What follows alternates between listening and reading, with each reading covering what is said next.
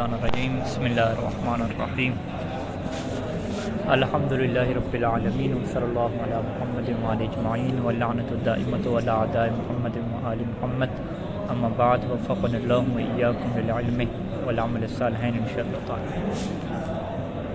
یہاں پہ عبارت یہاں سے ہے کہ وَتُبَاعُ أَعْيَانُ أَمْوَالِهِ الْقَابِلَةِ لِلْبَيْعِ وَلَوْ لَمْ تَقْبَلْ كَالْمَنْفِعَةِ أُوجِرَتْ أَوْ صُولِحَ عَلَيْهَا۔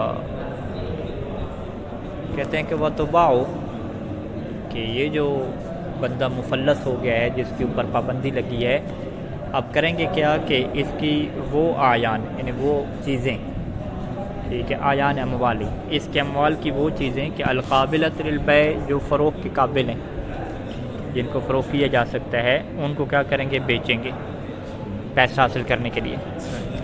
وَلَوْ لَمْ تَقْبَلْ اور اگر ایسی اعیان ہیں کہ جو بیچنے کے قابل نہیں ہیں، یعنی کوئی اسے خریدنے کے لیے تیار نہیں ہے لیکن رینٹ پہ کیا لینے کے لیے تیار ہے، کل منفعت جیسے کہ منفعت ہے۔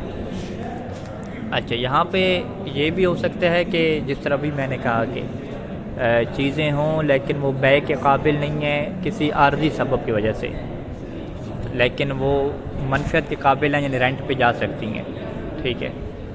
یا دوسرا یہ ہے کہ اس کی جو اموال ہے وہ عین کی شکل میں ہے ہی نہیں، ٹھیک ہے جی، وہ کیا ہے؟ منفعت کی شکل میں ہے، یعنی اس کے پاس جو ہے وہ گھر ہے، اس کا اپنا نہیں ہے، ٹھیک ہے، وہ کسی اور کی طرف سے اسے دیا گیا ہے، تو وہ اسے بیچ تو نہیں سکتا لیکن وہ اسے استعمال کے لیے دوسرے کو کیا دے سکتا ہے، ٹھیک ہے۔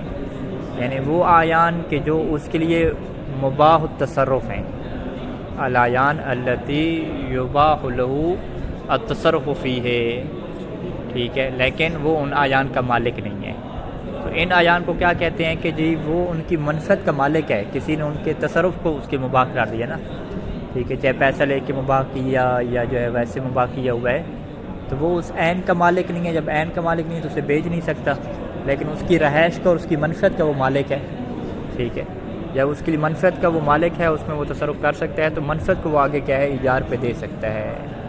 لہٰذا ہم کیا کہیں گے کہ یہاں پہ جو عین ہے اس کی قابل بیع نہیں ہے، لأنہ لا یملکھا، کیونکہ وہ اس عین کا مالک ہی نہیں ہے، ٹھیک ہے۔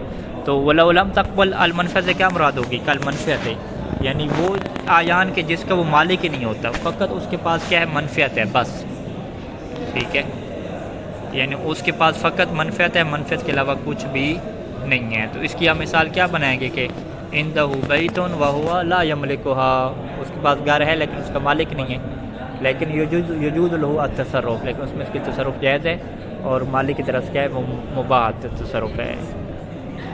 اچھا، تو پھر کیا کریں گے؟ اس عین کو بیچ تو نہیں سکتے لیکن ہے تو اس کے استعمال میں اور اگلے نے اسے دی بھی ہوئی ہے، تو اوجرت، تو اس کو کیا کریں گے؟ ایجار پہ دیں گے، اسے کہیں گے بھی آپ اس میں نہ رہیں، ایجار پہ آپ دے دیں اسے۔ اور صولح علیہ، یا اس کو بیچ نہیں سکتے لیکن اس کے مصالحت ہو سکتی ہے، صولح علیہ یعنی علی المنفعت، اس منفعت کے اوپر کیا کریں؟ مصالحت کریں، ٹھیک ہے، کسی بندے سے جو ہے وہ مصالحت کرے، اسے کہے کہ تم مجھے اتنا پیسہ دو، میں تمہارے ساتھ مصالحت کرتا ہوں کہ 6 مہینے کے لیے تم اس گھر میں رہو اور مجھے تم کیا ہے اس کے بدلے میں کیا ہے اتنا پیسہ دو۔ تو بے عنوان مصالحت یہ معاملہ کریں یا بے عنوان اجارہ کریں، وہ دونوں کیا کر سکتے ہیں۔ وَأُضِيفَ الْعِوَضُ، اور جو بھی عوض حاصل ہوگا، عوض اجارہ ہو، عوض صلح ہو، اسے اضافہ کر دیں گے الی اثمان ما یباع، اس ثمن کی طرف، ان پیسوں کی طرف کہ جن چیزوں کو کیا ہے؟ بیچا گیا ہے۔ اچھا جی، وَتُقَسَّمُ عَلَى الْغُرَمَاءِ، اور یہ سارے کا سارا جو پیسہ ہے یہ تقسیم ہو جائے گا کس کے اوپر؟ غرماء، جن لوگوں نے کیا ہے؟ دین اس سے لینا ہے۔ اچھا، اب شہید ثانی یہاں پہ تفصیل کیا دیتے ہیں کہ ان وفا، ٹھیک ہے، ان وفا یعنی اگر یہ وفا کر جائے، وفا کیا کر جائے، یعنی اگر یہ ثمن جو ہے وہ وفا کر جائے کس کے لیے؟ دین کے لیے۔ ان وفا ثمن و الدین، جتنا دین ہے اتنا ہی آپ کو پیسہ مل گیا ہے، پھر تو جو ہے وہ چیز کیا ہے؟ واضح ہے۔ وَإِلَّا کیا مطلب؟ یعنی ان لم یفی، کافی نہ ہو، یعنی ان لم یفی ثمن و الدین، اگر ثمن کیا دین کے لیے کافی نہیں ہے تو پھر کیسے تقسیم کریں گے؟ فَتُقَسَّمُ یعنی فَعَلَى نِسبَةِ أَمْوَالِهِمْ، تو ان کے اموال کی کیا نسبت نکالیں گے اور جن کی جتنی نسبت بنتی ہوگی اسی اعتبار سے کیا تقسیم کریں گے. ٹھیک ہے جی. اب یہاں پہ ممکن ہے کہ وہ سوال پوچھیں کہ بھئی اموال کی نسبت جو ہے وہ کیسے نکالتے ہیں. ٹھیک ہے. تو آپ کہیں فرض کریں کہ اس کے جو مال میں ہے وہ 90,000 ہے، 90,000 کیا ہے اس کا مال ہے جو قیمت میں حاصل ہوئی ثمن 90,000 ہے، اور 2 بندے جو ہیں وہ اس کو قرضہ دینے والے ہیں جن کو اس نے پیسے واپس کرنا ہے. ایک کو جو ہے وہ اس نے واپس کرنا ہے 50,000 50,000 اور ایک کو کیا 100,000 1,00,000 کیا واپس کرنا ہے. تو اب جو ہے وہ جس کو 50,000 واپس کرنا ہے اس کو اس نے کتنا دینا پڑے گا، جس کو جو ہے وہ 1,00,000 یعنی 100 واپس کرنا ہے اس کو کتنا دینا پڑے گا، جبکہ مال کیا ہے 90 ہے. ٹھیک ہے. تو ہاں اس کی پھر نسبت کیا نکالیں گے. آپ کہیں گے کہ یہ جو ان کی اعلیٰ نسبت اموال ہیں میم، ان کے اموال کی نسبت نکالیں گے.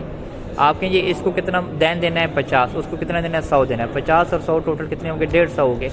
تو 150 میں سے 50 کی کتنی نسبت ہے 1/3 کہتے ہیں. 150 کے 3 حصے کریں نا 50 کے بنتے ہیں تو 1/3. 1/3 کو عربی میں کیا کہتے ہیں ثلث کہتے ہیں. یعنی ایک بندہ جو ہے زید اس جو 50 سے اس کی کتنی نسبت بن گئی ثلث کی بن گئی، اور جو دوسرا ہے اس کی کتنی بنی 2/3 کی بنی. 2/3 کو عربی میں کیا کہتے ہیں ثلثین کہتے ہیں، 2 ثلث. ٹھیک ہے. ایک ثلث 50,000 ہے اور 150 کا 2 ثلث کیا ہیں 100,000 ہیں. ٹھیک ہے 2 ثلث. تو اب ہم کیا کہیں گے کہ 90 میں سے آپ 1/3 ثلث کس کو دے دیں جی زید کو دے دیں جس کا 50 تھا. تو 90 میں سے 1/3 کتنا بنتا ہے 30. ٹھیک ہے. ثلث کتنا 30 اس کو مل جائے گا، یعنی 50 والے کو 30 ملے گا، 20 اس کا کیا رہ جائے گا بقایا رہ جائے گا. اور یہ جس بندے کا 100 تھا اس کو 90 میں سے کتنا ملے گا جی 60 مل جائے گا. تو اس کا 40 کیا رہ جائے گا بقایا رہ جائے گا. ٹھیک ہے. یہ کیا ہوتی ہے جی اموال کی نسبت نکالنا. اچھا. ولا يدخر للمؤجلۃ، یہ جو ثمن حاصل ہوگی اسے جو ہے وہ یدخر کس کیا مطلب ہوتا ہے یعنی محفوظ کر لینا، ذخیرہ کر لینا. ٹھیک ہے. ذخیرہ اندوزی کے لیے کیا ہے یہ استعمال ہوتا ہے تدخیر. ولا يدخر، اور یہ جو پیسہ ہے اس کو محفوظ نہیں کیا جائے گا للمؤجلہ ان دیون کے لیے کہ جو دیون کیا مؤجلہ ہیں. مؤجلہ سے کیا مراد ہے التی لم تحل حال القسمت، یعنی وہ دیون کو جو ابھی حل نہیں ہوئے، یعنی جن کی مدت ابھی تک آئی نہیں ہے. کب حال القسمت کہ جب تقسیم ہو رہی تھی. ٹھیک ہے. تو شیئن کا کیا مطلب ہے یہ اسی کا کیا ہوگا نائب فعل ہوگا، یعنی ولا يدخر للمؤجلۃ شیئن.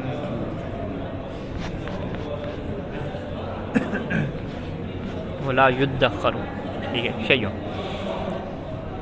یعنی کہنے کا مطلب کیا ہے کہ بھئی کچھ جو تھے فرض کریں یہ تو زید اور بکر کی ہم نے مثال دی نا، ایک کا 50 تھا ایک کا جو ہے 100 تھا.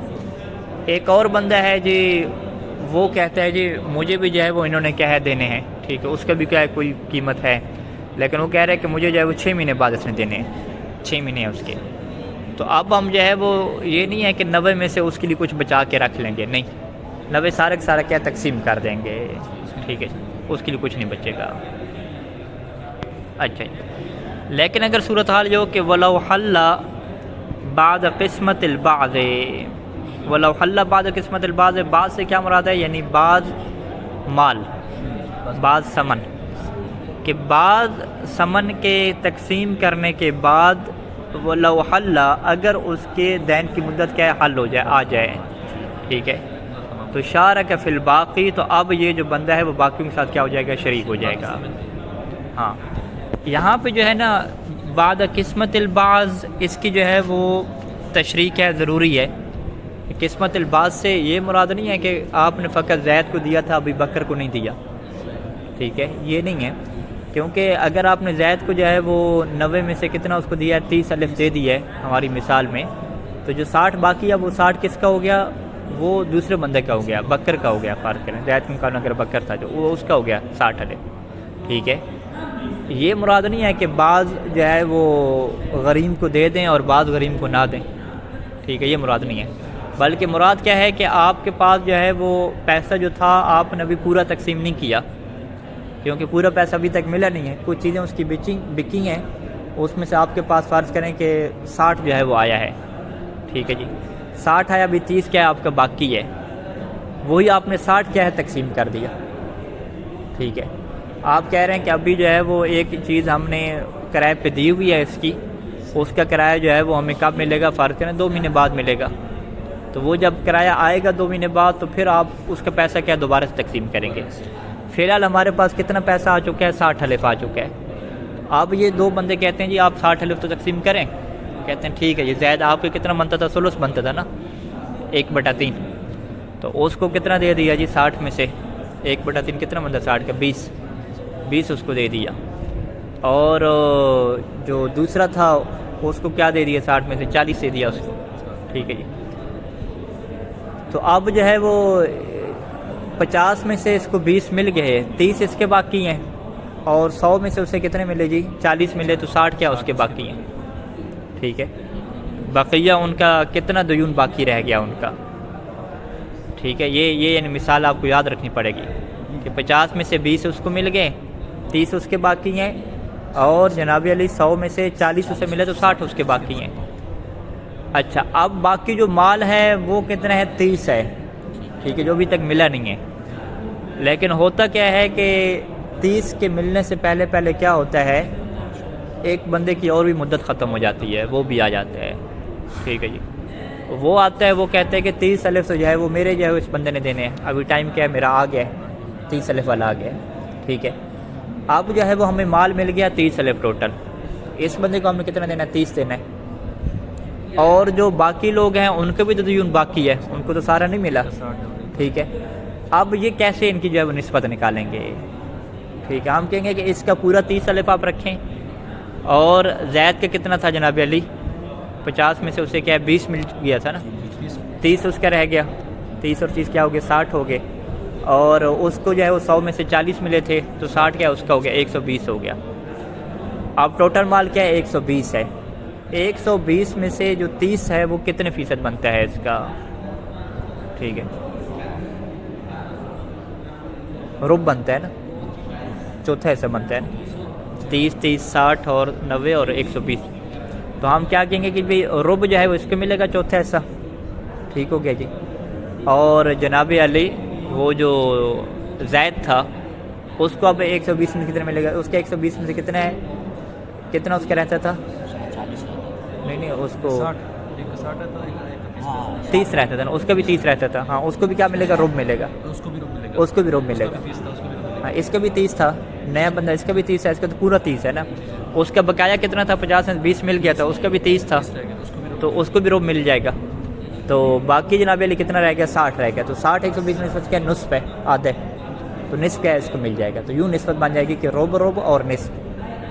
تو ہم پھر جو ابھی 30 الف آیا نا بقایا، ہم اس کو ایسے ہی کریں گے، ہم کہیں گے کہ بھئی 30 میں سے جو ربع ہے وہ ان کو دے دیں، اور آدھا کیا ان کو دے دیں، 30 کا آدھا کیا ہے 15 بنتا ہے، تو 15 جو ہے وہ ہم اس بکر کو دے دیں گے، ٹھیک ہے، اور 30 کا جو چوتھا حصہ کتنا بنتا ہے، 7.5 بنتا ہے، ٹھیک ہے، تو 7.5 جو ہے وہ کس کو دے دیں گے، جو نیا بندہ آیا اس کو دے دیں گے، اور 7.5 وہ جو زید تھا اس کو کیا دے دیں گے۔ تو یہ ساری مثال کیا ہے، آپ کو ایک دفعہ یاد کر کے لکھنی پڑے گی، اگر شرح میں مانگیں تو پھر یوں کیا بیان کرنی پڑے گی۔ اچھا، اب یہاں پہ کیا کہتے ہیں کہ بعد قسمت البعض میں آپ یہ کہیں گے کہ بعض جو دیون ہے نا وہ بعض کو ملے ہیں، ٹھیک ہے، بعض دیون بعض کو نہیں کہیں گے، آپ کہیں کہ بعض دیون سب کو ملے ہیں، ٹھیک ہے، کوئی رہ نہیں گیا، سب کو ملے ہیں، لیکن سب کو جو ملے ہیں وہ بعض ملے ہیں، پورا ان کو دیون نہیں ملا، ٹھیک ہے، یعنی ان کا جو کچھ دیون ہے وہ باقی رہ گیا، ٹھیک ہے جی۔ تو پھر کیا ہے، شارک فی الباقی، تو یہ جو بندہ ہے یہ کیا ہو جائے گا، شریک ہو جائے گا باقیوں کے ساتھ، یعنی یہ جو غریب میں جدید ہے جس کا دین کیا ہو گیا، حالی ہو گیا ہے، یہ شریک ہو جائے گا باقیوں کے ساتھ، وَضَارَبَ بِجَمِيعِ الْمَالِ، ضَارَبَ یعنی شامل ہوگا، یہ شامل ہوگا اپنے تمام مال کے ساتھ، وَضَارَبَ باقی الغرماء ببقیت دیونہم، اور یہ باقی غرماء کے ساتھ شریک ہوگا، ان کے جو دیون باقی ہیں ان کی نسبت سے شریک ہوگا، ٹھیک ہے، جو وہ لے چکے ہیں وہ ختم، جو باقی ان کے رہتے ہیں نا، اب وہاں پہ کیا بنے گی، نسبت بنے گی، جیسا کہ ہم نے کیا مثال دی ہے، ٹھیک ہے جی۔ اچھا اب یہاں پہ ہے کہ بھئی اس کے سامان کو بیچنے کے لیے کیا باقاعدہ مارکیٹ میں لے کے جانا ضروری ہوگا؟ ٹھیک ہے، کیونکہ آپ مارکیٹ میں نہیں لے کر جائیں گے تو اب وہ برتن وغیرہ اور قالین وغیرہ کیا ہے کون خریدے گا؟ ٹھیک ہے، باقاعدہ بازار اور مارکیٹ میں رکھیں گے تو پھر لوگوں کو پتہ چلے گا تو وہ لوگ کیا خریدیں گے۔ یعنی یہ ظاہری بات ہے، جب انٹرنیٹ کا زمانہ نہیں تھا، فون وغیرہ کا زمانہ نہیں تھا، اور گاؤں دیہات میں لوگ رہتے ہیں، دور دور گھر ہیں، تو نہیں پتہ چلتا۔ ایک دو بندوں سے آپ کا رابطہ ہوا، 4 بندوں سے رابطہ ہوا کہ میں نے سامان بیچنا ہے، لیکن جب آپ باقاعدہ اس کو مارکیٹ میں لے کر جائیں گے تو وہ سب بندے وہاں پہ کیا ہوں گے، شریک ہوں گے نا، تو اس کے پھر صحیح کیا لگے گا، ریٹ لگے گا، صحیح قیمت لگے گی۔ لیکن آج کل کے زمانے میں تو ایسا نہیں ہے، آج کل کے زمانے میں تو مارکیٹ میں تھوڑا ریٹ ملتا ہے، ٹھیک ہے، اور گروپ وغیرہ میں ڈال دے تو وہ کیا زیادہ ریٹ اچھا مل جاتا ہے۔ تو یہ اس وجہ سے کہہ رہے ہیں کہ وہ یحذر کل متاع فی سوقی، کہ ہر متاع کو، ہر سامان کو اس کی مارکیٹ میں کیا حاضر کیا جائے گا۔ شہید ثانی کیا فرماتے ہیں کہ وجوباً یہ حاضر کرنا واجب ہو جاتا ہے کہ مع رجاء زیادت القیمت ہے، کہ جب اس بات کی امید ہو کہ زیادہ ریٹ وہاں پہ ملے گا پھر واجب ایسا کرنا۔ ہاں، یعنی اصل معیار کیا ہے، زیادہ قیمت کا حاصل کرنا تاکہ زیادہ سے زیادہ قرضہ کیا ہے اس کا ادا ہو، ٹھیک ہے۔ تو اگر فرض کریں کہ ہم کہیں کہ مارکیٹ میں لے کر جائیں گے تو ریٹ تھوڑا لگے گا، گروپ وغیرہ میں ڈالیں گے، مخصوص لوگوں سے رابطہ کریں گے تو وہ کیا زیادہ لگے گا، تو پھر ہم کیا کہیں گے کہ گروپ میں ڈالنا کیا ہے، میسج ضروری ہو جائے گا۔ کیوں؟ معیار کیا ہے، زیادت القیمت کا کیا ہے حصول کرنا ہے تاکہ سب کا کیا قرض ادا ہو۔ وَإِلَّا کیا مطلب، یعنی اگر کیا ہے زیادہ قیمت کی امید نہ ہو تو پھر مستحب ہے کہ بازار میں کیا لے جائیں۔ اچھا، اس استحباب کی علت بھی ہے، لأن بیعہ فیہ اکثر لطلابہ، کیونکہ اس سامان کو جو بیچنا ہے فیہ یعنی اس کے بازار میں، یہ زیادہ جو ہے وہ اس کی بیع اکثر ہوگی، زیادہ بیع ہوگی کس کے لیے، اس کے جو طلبداروں ہیں ان کے لیے کیا ہے اکثر ہوگی، اور وعظبت القیمت، اور اس کی قیمت کے لیے بھی کیا ہوگا، زیادہ مضبوط جو ہے وہ بات ہو جائے گی۔ ٹھیک ہے جی، اس کی یعنی اس کی خرید و فروخت اکثر ہے، زیادہ ہے اس کے طلاب کے لیے مارکیٹ میں۔ اور پھر معیار کیا ہوتا ہے کہ جب جس کی بیع جہاں پہ زیادہ ہو رہی ہوتی ہے نا، وہاں پہ اس کا ریٹ بھی کیا لگتا ہے، اچھا لگتا ہے۔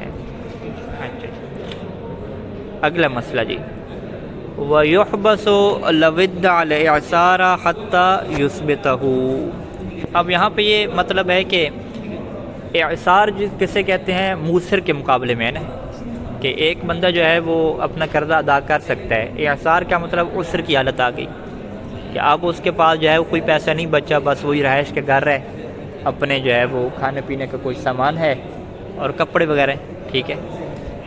تو اعصار کے مقابلے میں جو ہے وہ یہ فقہ کا مسئلہ ہے کہ ایک بندہ اگر معسر ہو جائے تو جو قرض دار ہوتے ہیں ان کے لیے جائز نہیں ہوتا اس سے مانگنا، ٹھیک ہے، بلکہ ان کے لیے قرآن کا کیا حکم ہے کہ فناظرۃ الی میسرہ، کہ ان کے لیے واجب ہے کہ اسے وہ مہلت دیں، وہ اسے مہلت دیں گے اور کہیں گے کہ بھی جب آپ کے پاس پیسہ آ جائے گا تو پھر کیا آپ دینا، تو فوراً مانگنا ضروری حرام ہوتا ہے اس سے، اور مدت دینا کیا ہوتی ہے، ضروری ہوتی ہے۔ اب ایک بندہ جو ہے وہ اسی حکم کا کیا اٹھاتا ہے، فائدہ اٹھاتا ہے، ٹھیک ہے، وہ کہے گا اگلا مانگنے آئے گا تو وہ کیا کہے گا، بھائی میں تو کیا معسر ہوں، ٹھیک ہے، میں تو تنگ دست ہو گیا ہوں، لہذا آپ کے لیے تو مانگنا جائز ہی نہیں ہے میرے لیے، ٹھیک ہے، مجھ سے آپ کے لیے مانگنا جائز ہی نہیں ہے۔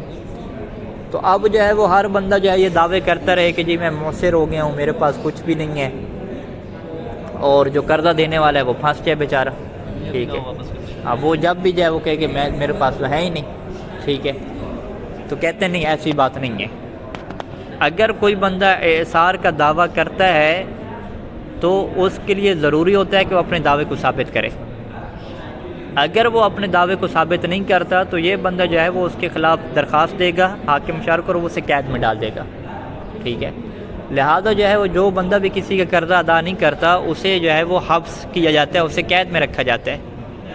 اور ایک بندہ قید سے بچنے کے لیے یہ دعویٰ کرتا ہے کہ جی میرے پاس تو ہے ہی نہیں، مجھے مہلت دی جائے، قید میں کیوں ڈال رہے ہیں، تو ہم کہیں گے کہ تمہیں قید میں اس وقت تک نہیں ڈالیں گے جب تک جو ہے وہ تم اپنے دعویٰ کو ثابت نہیں کر دیتے، لہذا تم اپنے دعویٰ کو کیا کرو، ثابت کرو۔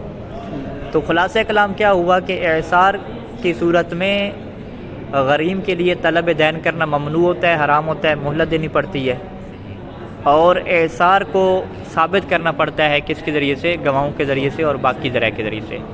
اگر یہ احصار کو ثابت نہیں کر پاتا اور غریم مطالبہ کرتا ہے تو اس کو پھر حاکم شرع کیا کرے گا، حبس میں رکھے گا، اور حبس کے بعد اگر پھر بھی نہ دے تو یہ پھر اس کے اوپر کیا پابندی لگ جائے گی، اس کے سارے اکاؤنٹ وغیرہ کیا ہو جائیں گے، فریز ہو جائیں گے۔ اچھا، اسی وجہ سے کہتے ہیں کہ لود الاحصارہ یحبس، اسے حبس میں ڈالا جائے گا، قید کر دیا جائے گا، لود الاحصارہ، اگرچہ وہ احصار کا دعوی کیوں نہ کر دے، ٹھیک ہے، اسے قید میں ڈال دیں گے پھر بھی، حتیٰ یہاں تک کہ یثبتہ، وہ اس احصار کو کیا ہے، ثابت کر دے، پھر کیسے کیا چھٹکارا ملے گا۔ اچھا، وہ ثابت کیسے کرے گا؟ بے اعتراف الغریم، جو غریم ہے وہ خود اعتراف کر لے، وہ کہتے ہیں ہاں مجھے پتہ ہے آپ کی حالت کا کہ آپ کے پاس پیسہ نہیں ہے، تو غریم نے اعتراف کر لیا تو بات ختم ہوگی، کیونکہ وہ اس کا مخالف تھا نا، مخالف نے اس کی دعوے کو مان لیا، بات ہی ختم ہوگی۔ اگر غریم اس کی بات کا اعتراف نہیں کرتا پھر ان کا کیا ہو جائے گا، اختلاف ہو جائے گا۔ غریم کہتا ہے کہ بھی آپ کے پاس پیسہ ہے، موسر ہیں، اور وہ کہتا ہے کہ میں موسر ہوں، تو پھر یہ کیسے ثابت کرے گا؟ او بالبینۃ، ان حتی یثبتہ بالبینۃ، پھر یہ بینہ، بینہ سے کیا مراد ہوتا ہے؟ دو عادل گواہ، دو عادل نیک مرد گواہ، یا جو ہے 4 خواتین، لیکن وہ بینہ کے اندر شرائط بھی کیا ہیں؟ وہ بینہ بھی ایسے ہو کہ المطلعۃ علی باطن امرہ، کہ جو اس کے جو اندرونی معاملات ہیں پیسے کے، اس کے اوپر کیا رکھتا ہو؟ اطلاع رکھتا ہو، ٹھیک ہے، وہ اس کی بیوی تو نہیں ہو سکتی، ٹھیک ہے۔ آج کل پیسہ ہر کوئی چھپاتا ہے نا، دوستوں سے بھی چھپایا ہوتا ہے، کوئی 1-2 دوست اس کے ایسے ہوتے ہیں کہ جس کو پتہ ہوتا ہے کہ کون کون سے کاروبار ہیں، کہاں پہ قبلہ صاحب نے انویسٹ کیا ہوا ہے، اور کہاں پہ جو ہے اس کے اکاؤنٹ بنے ہوئے ہیں، ٹھیک ہے۔ تو لہٰذا گواہی دینے والے کون لوگ ہوں؟ وہ اس کے ایسے دوستوں قریبی کہ المطلعۃ علی باطن امرہ، امر سے کیا مراد ہے؟ معاملہ، کہ جو اس کے جو اندرونی معاملات ہیں ان کو وہ جانتے ہوں۔ اچھا، اب یہاں پہ جو ہے وہ گواہی کیا ہوگی؟ 2 طرح سے ہے۔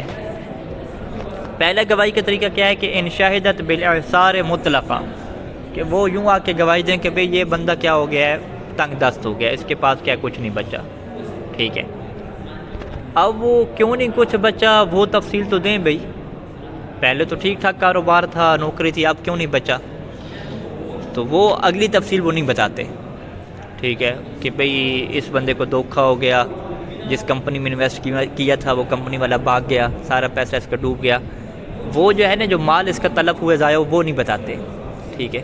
کہتے ہیں کہ یہ بھی گواہی کا طریقہ ٹھیک ہے، ٹھیک ہے، اگر وہ معاملات کے اوپر آگاہ رکھتے ہیں تو بس وہ اتنا بتائیں کہ بھئی ہم یہ گواہی دیتے ہیں کہ یہ بندہ کیا تنگ دست ہو گیا ہے، اگلی تفصیل آپ نہ پوچھیں کہ کہاں پہ پیسہ ڈوبا ہے اور کیوں ڈوبا ہے، ٹھیک ہے، وہ کہانی آپ ہم سے نہ سنیں، ٹھیک ہے۔ یہ بھی گواہی کا طریقہ ہو سکتا ہے، اسے کیا کہتے ہیں؟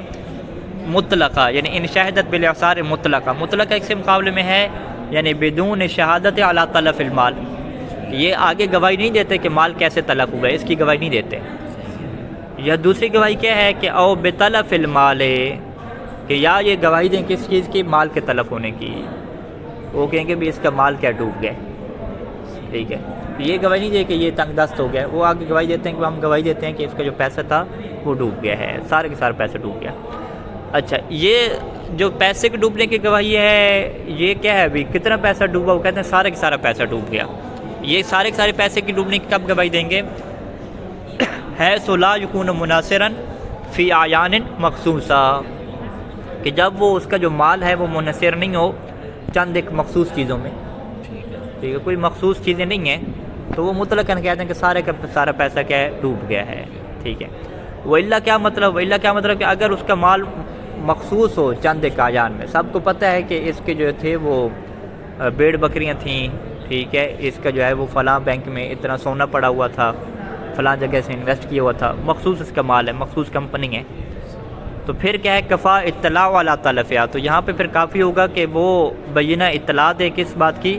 کہ علی تلفیا، کہ یہ جو مخصوص مال ہے نا، وہ کہے کہ وہ اس کی جو بھیڑ بکریاں تھیں وہ کیا تلف ہو گئی ہیں، یا وہ اس کا جو فلاں بینک میں سونا تھا وہ چوری ہو گیا ہے، ٹھیک ہے، یوں کر کے، تو یہ کیا گواہی ہو سکتی ہے؟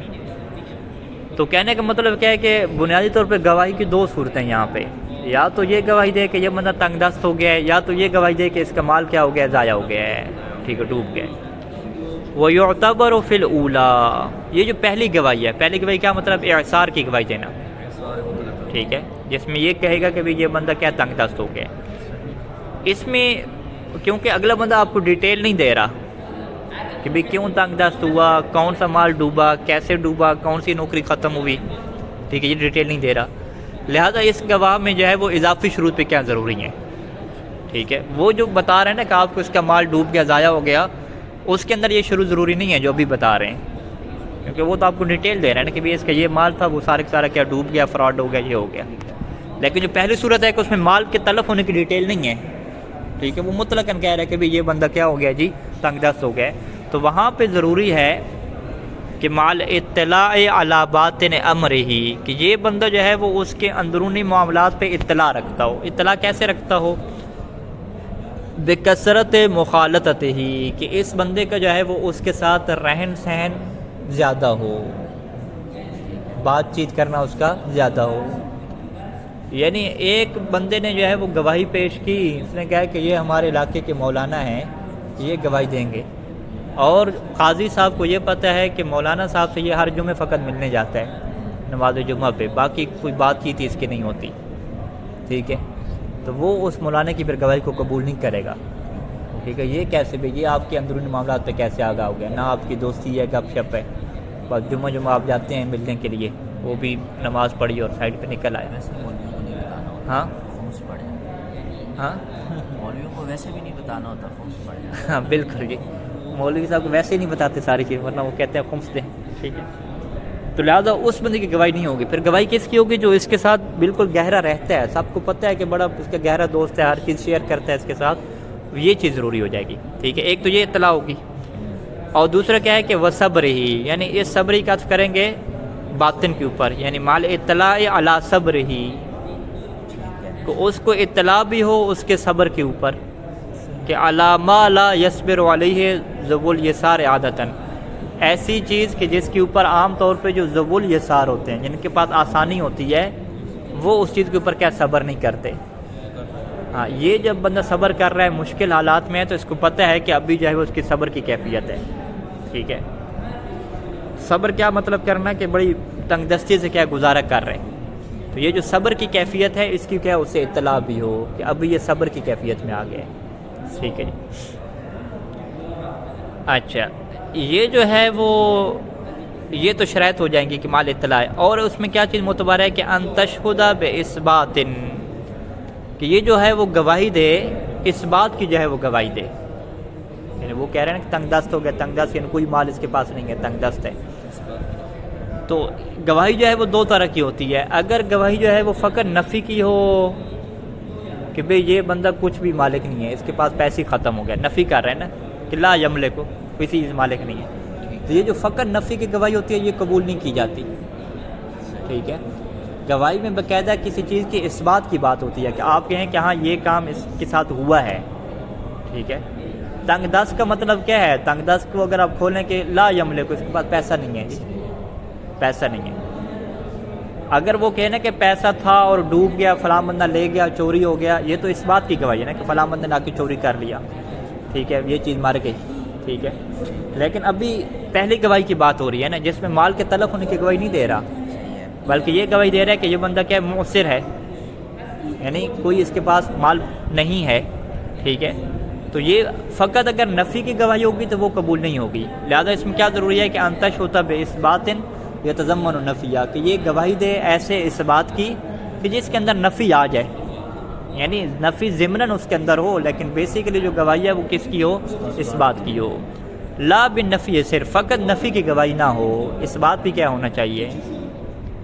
اچھا، کیسے وہ گواہی دے؟ بین یقول، یوں گواہی دے کہ انہ معسر لا یملک، کہ یہ معسر ہے، لا یملک. لا یملک تو کیا ہو گیا؟ نفی کی گواہی ہوگی نا، لیکن الا لگا کے اس کو کیا کرے گا؟ اس بات میں بنائے گا. الا استثنائی لگیں گے. الا استثنائی کیا کہتا ہے؟ مستثنی منہ میں اگر نفی ہو تو یہ کیا ہو جاتا ہے؟ اس بات ہو جاتا ہے. مستثنی منہ میں اگر اس بات ہو تو الا میں کیا ہو جاتی ہے؟ نفی ہو جاتی ہے، یعنی الٹ چلتا ہے یہ کہ لا یملک کو، کہ یہ مالک نہیں ہے، نفی ہوگی. اب نفی کو اس بات میں کیسے بدلا؟ الا لگا کے کہ لا یملک کو الا قوت یومہ و ثیاب بدنہ، کہ یہ مالک ہے لیکن کس چیز کا مالک ہے؟ قوت یومہ، اپنے ایک دن کی خوراک کا، و ثیاب بدنہ، اور اپنے بدن کے جو کپڑے ہیں، وہ نحو ذالک، یا اپنا گھر ہے فقط. کہتے ہیں اس کے بعد اپنا گھر، کپڑے اور ایک دن کا کیا کھانی بچا ہے. تو یہ اس نے گواہی دی ہے، ٹھیک ہے. اب اس میں مال تلف ہونے کی گواہی نہیں دی اس نے، تو اس بات میں گواہی دی ہے کہ دیکھیں جی اس کے پاس فقط گھر بچا ہوا ہے، فقط کپڑے بچے ہوئے ہیں بس. ہاں نفی بھی کر رہا ہے کہ اس کے علاوہ کوئی اور چیز نہیں ہے، نفی بھی ہے لیکن ساتھ ساتھ کیا ہے اس بات بھی ہے. اگر فقط نفی کرے کہ جی اس کے پاس کچھ نہیں ہے وہ کافی نہیں ہوگی. ٹھیک ہے، باقاعدہ گواہی دے کہ ہاں اس کے پاس ہے تو بس یہی ہے.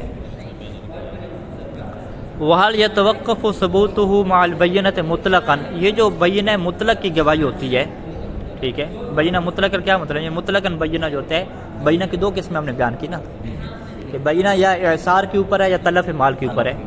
کوئی بھی بینہ ہو، چاہے اعصار کے اوپر ہو یا کس کے اوپر ہو، تلف مال کے اوپر ہو، کیا موقوف ہے ثبوت الاعصار؟ اعصار کا ثابت ہونا موقوف ہے بینہ کی صورت میں علی الیمین ہے کہ یہ بندہ قسم بھی کھائے ساتھ، یا فقط کیا گواہ کافی ہیں؟ اس میں کیا دو قول ہیں. ایک قول ہے کہ ضرورت ہے قسم کی، اور کہ ضرورت نہیں ہے. صلی اللہ علی محمد وآلہ اجمعین.